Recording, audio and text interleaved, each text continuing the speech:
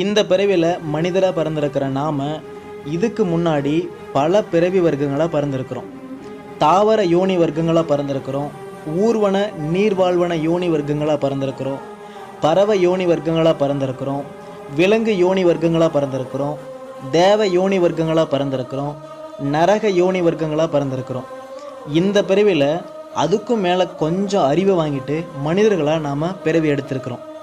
இந்த பிறவியில் அறிவை வடிவமாகவும், அறிவை உருவமாகவும், அறிவை பொறியாகவும், அறிவை மனமாகவும், அறிவை அறிவாகவும், அறிவை அனுபவமாகவும் அனுபவிக்க தெரிஞ்சிருக்கணும்.